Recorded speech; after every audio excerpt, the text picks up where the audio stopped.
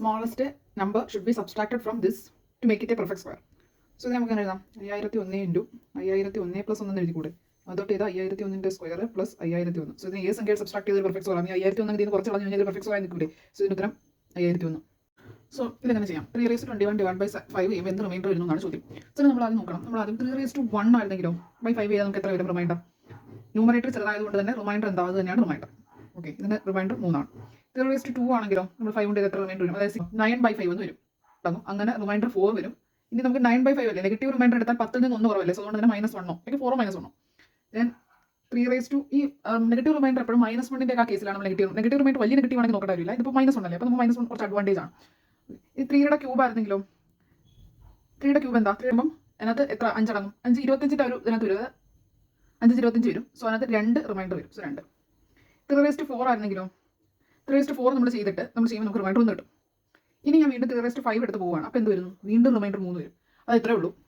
ഈ ഒരു പാറ്റേൺ ഇത് റിപ്പീറ്റ് ആണ്. അതായത് ഇനി നമ്മൾ 3^5 എടുത്താൽ വീണ്ടും റിമൈൻഡർ 3, 3^6 എടുത്താൽ 4, 3^2 അങ്ങനെ നമ്മൾ പോയിക്കൊണ്ടിരിക്കും. അതായത് ഇതൊരു പാറ്റേൺ ഫോളോ ചെയ്യുന്നുണ്ട്. സോ അതുകൊണ്ട് നമുക്ക് മനസ്സിലാവും 3^20 എന്ന് പറയുമ്പോഴത്തേക്കും ഇതിനകത്ത് എത്ര വട്ടം പാറ്റേൺ കിടക്കും? Complete cycle. ഈ പാറ്റേൺ കംപ്ലീറ്റ് സൈക്കിളിനകത്ത് എത്ര ഉണ്ട്? 221/5 ആണ് ചെയ്യുന്നത്. നമ്മളൊരു പാറ്റേൺ ഉണ്ടാകും. നമ്മളൊരു പാറ്റേൺ മനസ്സിലാക്കുക. എങ്ങനെ ചെയ്യുന്നത് വെച്ചാൽ അത് നമ്മൾ 3:1 ചെയ്യുമ്പോഴത്തേക്കും 3 വരുന്നു റിമൈൻഡർ, 2 ചെയ്യുമ്പോൾ 4 വരുന്നു, 3 ചെയ്യുമ്പോൾ 2 വരുന്നു, 4 ചെയ്യുമ്പോൾ 1 വരുന്നു, വീണ്ടും 5 ചെയ്യുമ്പോഴത്തേക്കും വീണ്ടും 3, ഇനി അടുത്തത് ചെയ്താൽ 4, വീണ്ടും 2. അതായത് ഈ ഒരു റിമൈൻഡർ പാറ്റേൺ റിപ്പീറ്റ് ചെയ്തുകൊണ്ടിരിക്കുക. അപ്പോൾ ഈ ഒരു റിമൈൻഡർ പാറ്റേൺ തന്നെ നമുക്ക് റിമൈൻഡർ എന്താണെന്ന് അറിയാം. നമുക്ക് അതിനകത്ത് വാല്യൂ ഒന്നും വേണ്ട. സോ അതുകൊണ്ട് തന്നെ 3:20 ഈ പാറ്റേൺ എത്ര വട്ടം അടങ്ങും? 5 തവണ പോകും. സോ അടുത്ത തവണ, ഒന്നാമത്തെ തവണ, അടുത്ത തവണ വരുന്നത് ഈ 3 ആയിരിക്കും. ഇവിടെ 3:22 ആണെങ്കിൽ എന്തായിരിക്കും? 4 ആയിരിക്കും. 3:23 ആണെങ്കിലോ 2 ആയിരിക്കും. സോ അതനുസരിച്ച് നമുക്ക് 3 നമുക്ക് റിമൈൻഡർ കിട്ടി. ഇതെല്ലാം നമുക്ക് ഇതിനെ ഫെർമിറ്റ് തിയറം വെച്ച് എങ്ങനെ ചെയ്യാം? പറഞ്ഞത്രേ ഉള്ളൂ. a⁻p ചെയ്യാൻ പറഞ്ഞു കഴിഞ്ഞാൽ, അതായത് p യുടെ പ്രൈം നമ്പർ ആയിരിക്കണം. അപ്പോൾ നമുക്കൊരു ഏതോ ഒരു നമ്പറിന്റെ മുകളിൽ ഒരു പ്രൈം നമ്പറിൽ നിന്ന് 1 കുറഞ്ഞ് കിടപ്പുണ്ട്. നമുക്ക് താഴെ ആ പ്രൈം നമ്പർ കൊണ്ട് ഡിവൈഡ് ചെയ്യാൻ പറയുന്നുണ്ട്. സോ ഇങ്ങനെ നമ്മൾ ചെയ്യാൻ പറഞ്ഞാൽ ആ ഒരു പർട്ടിക്കുലർ ടേമിന്റെ റിമൈൻഡർ ഓൾവേസ് 1 ആയിരിക്കും. ഓക്കെ, ഇത്രേ ഉള്ളൂ. ഒരു പ്രൈം നമ്പർ p ഉണ്ട്. ആ p കൊണ്ട് a⁻p ഡിവൈഡ് ചെയ്യാൻ പറഞ്ഞു കഴിഞ്ഞാൽ അതിന്റെ റിമൈൻഡർ ഓൾവേസ് 1 ആയിരിക്കും. സോ ഇവിടെ കിടക്കുന്ന 5 പ്രൈം നമ്പർ ആയിട്ട് ഈ പ്രൈം നമ്പർ രീതിയിൽ എഴുതാം. 3 × 4 × 5 20 പ്ലസ് 1, അപ്പോൾ ഇത്ര 21 വന്നു, divide by 5 it is equal to 3^4 whole raise. ഇങ്ങനെ എഴുതാനുള്ള കാരണം എന്താ? കാരണം ഇവിടെ 5 5 1 കുറഞ്ഞ് കിടക്കുന്നത് ഇവിടെ ഇൻറ്റു 3^1. ഇതിനോട് പറയുന്നത് പവറോട് പറയുന്നത് നമ്മൾ പവർ നോക്കാതെ ആദ്യത്തെ ആ സംഖ്യയുടെ റിമൈൻഡർ എന്താണോ റിമൈൻഡർ കണ്ടുപിടിക്കുക. 5 എടുക്കുക. സോ ഈ 5 പരിഗണിക്കാതെ ഈ ഒരു ടേം മാത്രം നോക്കുമ്പോൾ ഫെർമിറ്റ് തിയറം അനുസരിച്ച് ഈ ഒരു ഇതിന്റെ റിമൈൻഡർ 1 ആയിരിക്കും. സോ റിമൈൻഡർ നമ്മൾ കണ്ടുപിടിച്ച് 1/5 × 3 എന്ന് വരും. ഇറ്റ് ഈസ് ഈക്വൽ ടു 3 ആയിരിക്കും റിമൈൻഡർ. ഇവിടെ 3 വന്നതുകൊണ്ടാണ്. ഇവിടെ ഒരു 10 ആണ് വന്നതെങ്കിലോ 10 വന്നു കഴിഞ്ഞാൽ നമുക്ക് വീണ്ടും 5 കൊണ്ട് ചെയ്യാം. അപ്പം ഇവിടെ 10 അല്ല, ഇവിടെ 11 ആണ് വന്നെങ്കിലോ അപ്പോൾ 11 നമുക്ക് വീണ്ടും 5 കൊണ്ട് ചെയ്യണം. അപ്പോൾ എത്ര വരും? 1 വരും റിമൈൻഡർ. സോ ഇവിടെ എന്ത് വരുന്നു? അത് ഉറപ്പായിട്ട് റിമൈൻഡർ നമ്മുടെ താഴെ കിടക്കുന്ന ഡിവൈസറിനേക്കാൾ ചെറുതായിരിക്കണം. സോ അതുകൊണ്ട് ഇവിടെ വലിയ സംഖ്യ വന്നാൽ അതിനെ ഇതുകൊണ്ട് ഡിവൈഡ് ചെയ്യണം. So tailing zeros of the expression. ഈ എക്സ്പ്രഷനിൽ എത്ര ടെയിലിംഗ് സീറോസ് ഉണ്ടെന്നാണ് കണ്ടുപിടിക്കാനുള്ളത്. ടെയിലിംഗ് സീറോ എന്ന് വെച്ചാൽ ടെയിൽ വരുന്ന സീറോ, വാലിൽ വരുന്നത്. ഇതിപ്പോൾ നമുക്ക് 1500 ആണെങ്കിൽ അവസാനം 2 0 ഉണ്ട്. 42,000 ആണെങ്കിൽ ബാക്കിൽ 3 0 ഉണ്ട്. അപ്പോൾ അവസാനം എത്ര 0 ഉണ്ട്? ടെയിലിൽ എത്ര 0 ആണ് ടെയിലിംഗ് സീറോസ്. ഇത് ചെയ്യുമ്പോൾ ഒരു സംഖ്യ കിട്ടും. അതിന്റെ അവസാനം എത്ര 0 ഉണ്ടെന്നാണ് നമ്മുടെ ചോദ്യം.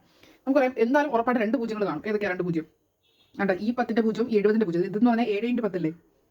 ഓക്കെ, അപ്പോൾ അതുകൊണ്ട് തന്നെ 10 ഇതിനകത്ത് എത്ര 10കളുണ്ടോ അത്രയും 0 കാണും. സോ അതുകൊണ്ട് തന്നെ 10 വേണം. 10 എങ്ങനെ നമുക്ക് ക്രിയേറ്റ് ചെയ്യാൻ പറ്റും? 5 × 2 ആണ് 10. ഓക്കെ, ഈ രണ്ട് പ്രൈം നമ്പറുകളെ മൾട്ടിപ്ലൈ ചെയ്താൽ 10 പ്രൈം ഫാക്ടറൈസേഷൻ ചെയ്യാം. ഇയാളെ ഞാൻ 7 × 10 എന്ന് എഴുതി. ഓക്കെ, 10 നമുക്ക് വീണ്ടും 5 × 2 ആണ്. സോ അതുകൊണ്ട് തന്നെ 10 എന്ന രീതിക്ക് എഴുതാം. ഓക്കെ, അപ്പോൾ ഇവിടെ ഒരു 10 ഉണ്ട്. ഇത് എത്ര? 5 × 3 ആണ്.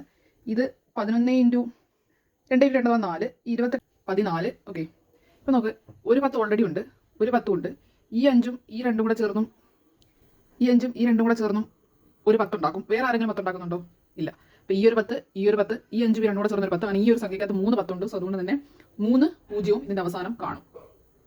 125 ഫാക്ടോറിയൽ എത്രത്തോളം ടെയിലിംഗ് സീറോസ് ഉണ്ട്? അറിയാം. 125 ഫാക്ടോറിയൽ 1 × 2 × 3 അങ്ങനെ പോയി അവസാനം 125 നമ്മൾ മൾട്ടിപ്ലൈ ആണ്. അപ്പോൾ വലിയ സംഖ്യ അവസാനം എത്ര 0 നമ്മൾ എണ്ണി എടുക്കണം. അതാണ് ഇതിന്റെ നോർമൽ മെത്തേഡ്. പല നമുക്ക് അങ്ങനെ ചെയ്യുന്നത് വെച്ചാൽ നമ്മുടെ ഉദ്ദേശത്തെ എത്ര 10കൾ ഇതിനകത്ത് ഉൾപ്പെടുന്നുണ്ട്. അതിനകത്ത് എത്ര തവണ 10കൾ വരുന്നുണ്ട്. നമ്മൾ ഇതിനെല്ലാം നടിക്ക് പറക്കിയിട്ട് 10കളെ മാത്രം പറക്കിയെടുത്ത് എത്ര 10 ഉണ്ട്? 10 ഉണ്ടെങ്കിൽ 10 0 കാണും. സോ 10കൾ എത്ര ഉണ്ടെന്ന് നോക്കുക. 10കൾ എന്ന് വെച്ചാൽ 10 എന്താണ്? 5 × 2 ആണ്. ഓക്കെ, അത് 5 2 എത്ര വട്ടം വരുന്നു നമ്മൾ അത് നോക്കിയാൽ മതി. 2 നമുക്ക് നോക്കുമ്പോൾ ഇഷ്ടംപോലെ 2കൾ ഇതിനകത്തുണ്ട്. നമുക്ക് ഇവിടെ 2 വരുന്നുണ്ട്, 6 ഒരു 2 ഉണ്ട്, 8 2 ഉണ്ട്. അങ്ങനെ ഇവിടെ ഒരുപാട് 2 ഉണ്ട്. സോ 2നെ നമ്മൾ നോക്കുമ്പോൾ ഇഷ്ടം പോലെ ഉണ്ട്. പക്ഷേ 2 മാത്രം പോലല്ലോ, 5 കൂടെ വേണം. അപ്പോൾ അതിനർത്ഥം എന്ന് വെച്ചാൽ 5 യഥാർത്ഥത്തിൽ ഇവിടെ എത്രത്തോളം 10കൾ ക്രിയേറ്റ് ചെയ്യണം എന്ന് തീരുമാനിക്കുന്നത്. സോ അതുകൊണ്ട് തന്നെ 5ന്റെ എണ്ണം നമുക്ക് എണ്ണിയെടുത്താൽ 5ന്റെ എണ്ണം നമുക്ക് എണ്ണാൻ എളുപ്പമായിരിക്കും. 2 ഇഷ്ടം പോലെ ഉണ്ട്. 5 എത്ര ഉണ്ടോ അത്രയും 2 നമ്മൾ പറക്കേണ്ട കൂടെ വെച്ച് നമുക്ക് 10 ക്രിയേറ്റ് ചെയ്യാം.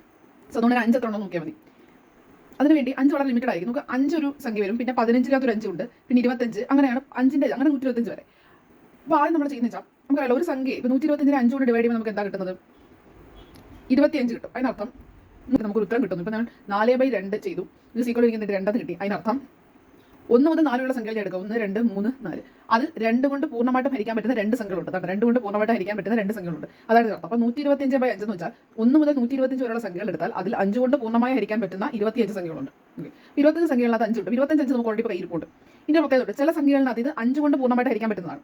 ഇനി 25ന്റെ കാര്യം ഒന്ന് എടുത്തു. 25 പോലുള്ള 25 എന്താ 5 × 5. ഇതിനകത്ത് 2 തവണ 5 ഉണ്ട്. ഒരു തവണ 5 ഇതിനകത്ത് കൂട്ടിയിട്ടുണ്ട്. ഈ 5 കിടപ്പുണ്ട്. അങ്ങനെ 5 2 തവണ വരുന്ന സംഖ്യകളും ഇതിനകത്തുണ്ട്. സോ അതുകൊണ്ട് തന്നെ 5 2 തവണ വരുന്നു എന്ന് വെച്ചാൽ എന്താ അർത്ഥം? 125 25 കൊണ്ട് ഡിവൈഡ് ചെയ്യാം. അപ്പം 1 മുതൽ 125 വരെ ഉള്ളതിൽ 2 തവണ 5 അഥവാ 25 കൊണ്ട് പൂർണ്ണമായിട്ടും ഹരിക്കാൻ പറ്റുന്ന എത്ര സംഖ്യകളുണ്ട് നോക്കുക. അതായത് ഒരു സംഖ്യക്കകത്ത് 2 5 വരുന്ന എത്ര എണ്ണം ഉണ്ട്? അപ്പം അങ്ങനെ നോക്കുമ്പോൾ നമുക്ക് ഇതിൻ്റെ ഉത്തരം കിട്ടും എത്ര? 5. അപ്പം അതിനർത്ഥം 5 സംഖ്യകൾ 25 കൊണ്ട് പൂർണ്ണമായിട്ടും ഹരിക്കാൻ പറ്റുന്നവരാണ്. ഹരിക്കാൻ പറ്റുന്നവർ 1 മുതൽ 125 വരെയിൽ 5 കൊണ്ട് പൂർണ്ണമായിട്ടും ഹരിക്കാൻ പറ്റുന്ന 25 സംഖ്യകളുണ്ട്. അതിൽ തന്നെ 2 തവണ 5 കൊണ്ട് ചെയ്യാൻ പറ്റുന്ന അഥവാ ഒരു സംഖ്യക്കകത്ത് വീണ്ടും 5 വരുന്ന 25 പേരുണ്ട്. അപ്പം അതിനകത്ത് എന്താ 25 പേര് എന്താ 5 കൊണ്ട് പൂർണ്ണമായിട്ട് ചെയ്യാൻ പറ്റുന്നവരാ. 5 പേര് 25 പേര് പൂർണ്ണമായിട്ട് 5 കൊണ്ട്. അതായത് ഇപ്പോൾ എക്സാമ്പിൾ പറഞ്ഞാൽ 5 15 നമ്മളിങ്ങനെ മൾട്ടിപ്ലിക്കേഷൻ കിടക്കുന്നത്. അതിപ്പോൾ 1 2 3 അങ്ങനെ പോയിക്കൊണ്ടിരിക്കുക. ഞാൻ അത് 1 2 3 ഉണ്ട്. പക്ഷേ 5 മാത്രം എഴുതിയാൽ 1 2 3 അവരെല്ലാം എടുത്ത് ഫ്രണ്ടിലോട്ട് ഇങ്ങനെ എഴുതിയിട്ടുണ്ട്.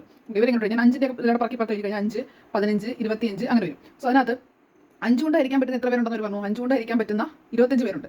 ഓക്കെ, അതിനകത്ത് തന്നെ 25 കൊണ്ട് 2 വട്ടം 5 കൊണ്ട് ചെയ്യാൻ പറ്റുന്ന 5 പേരുണ്ട്. അഥവാ 2 തവണ 5 കോൺട്രിബ്യൂട്ട് ചെയ്യുന്നവർ 5 പേരുണ്ട്.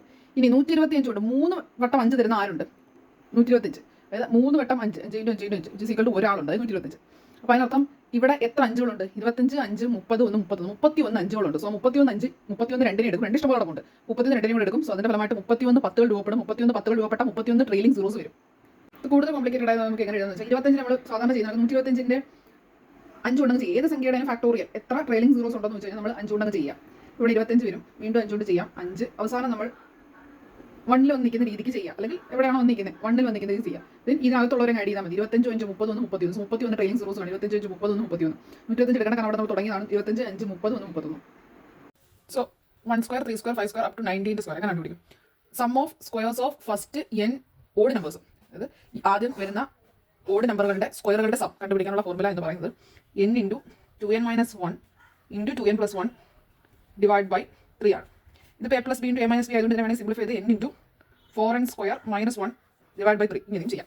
ഓക്കെ, നമ്മളിങ്ങനെ പഠിക്കുന്ന കുറച്ച് n × 2n - 1 × 2n + 1 divide by 3. So ഇതിൽ നമുക്കിപ്പം 19 ഉണ്ട്. എത്ര എണ്ണുണ്ടെന്ന് കണ്ടുപിടിക്കണം. എണ്ണ കണ്ടുപിടിക്കാനുള്ള ഫോർമുല എന്ന് പറയുന്നത് last term minus first term divide by d + 1. Last term 19 first term 1 divide by d2 + 1. 18/2 = 9 + 1 = 10 സംഖ്യകളുണ്ട് ഇവിടെ. ഇതിനകത്ത് കൊടുക്കാം 10 × 20 നിന്ന് 1 കുറച്ചാൽ 19 × 21 2n + 1 ഡിവൈഡ് ബൈ 3 ഇത് ചെയ്യുമ്പോൾ 1330 വരും. ഓക്കെ, അടുത്ത നമ്മുടെ ക്വസ്റ്റ്യൻ എന്ന് പറയുന്നത് ലാസ്റ്റ് ഡിജിറ്റ് ഓഫ് 41/27 ഇതിന്റെ ലാസ്റ്റ് ഡിജിറ്റ് എന്താണ്? ലാസ്റ്റ് 2 ഡിജിറ്റ് ആണ് കണ്ടുപിടിക്കാൻ ചോദിക്കുന്നത്. ഇതിന്റെ ലാസ്റ്റ് 2 ഡിജിറ്റ് എന്താണ്? ലാസ്റ്റ് ഡിജിറ്റ് എന്തായിരിക്കും? 1 ആയതുകൊണ്ട് ലാസ്റ്റ് ഡിജിറ്റ് ഉറപ്പായിട്ടും 1 ആയിരിക്കും.